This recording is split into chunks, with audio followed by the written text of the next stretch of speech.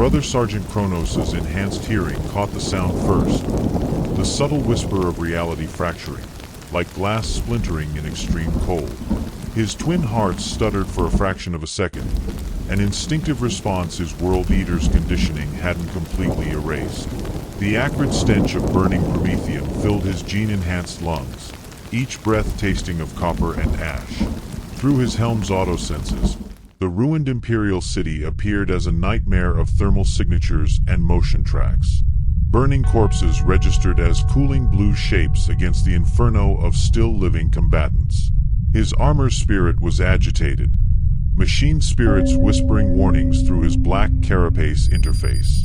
Something was wrong with this assault, beyond the usual violence of civil war. Blood for the blood god.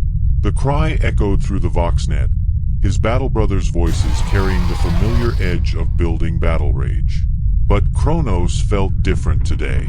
The nails in his brain sparked and sizzled, but another sensation overlaid the usual murderous impulse, a creeping, crawling feeling that time itself was watching him. The vault door loomed before him, ancient mechanisms already breached by precision artillery fire. The intelligence had been too precise, the target too specific. As he approached, his enhanced senses detected something his armor's logic engines couldn't process. Geometries that shouldn't exist, angles that hurt his post-human eyes to track. Brother Sergeant. His Vox crackled. Iron hands spotted 3 sectors north. The Loyalists' counterattack. Inside the vault, bathed in sickly green light that made his autosenses sputter, stood a device that defied description.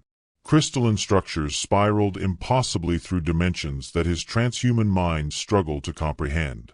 The nails fired again, but the pain felt distant, replaced by an unfamiliar sensation, like fingers of fate tracing patterns across his cerebrum. Secure the perimeter, he voxed, his enhanced vocal cords producing perfect clarity despite the growing wrongness in his skull. This will only take a moment. His gauntlet hand reached for the crystal. Reality screamed. Time stretched like heated glass, pulling his consciousness through a tunnel of impossible colors. His third heart, the auxiliary organ that helped regulate his transhuman metabolism, stopped again as chronological forces tore at his enhanced physiology. His Becher's gland spasmed, flooding his mouth with acid that ate tiny pits into his ceramite helm.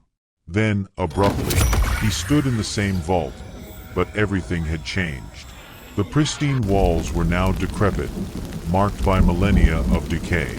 Where his battle brothers had stood moments before, there were only ancient skeletons, their armor corroded into shapes that spoke of impossible ages. And before him, staring with eyes that held equal parts recognition and malevolent glee, stood himself. The other Kronos was transformed, Baroque armor bearing the marks of Tsench that made Kronos' enhanced retinas burn.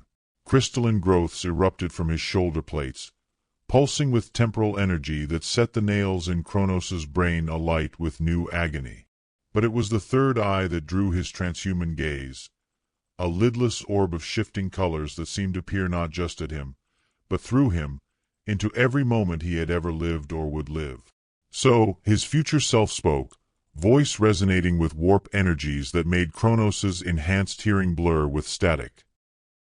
This is where the great deceiver's game begins.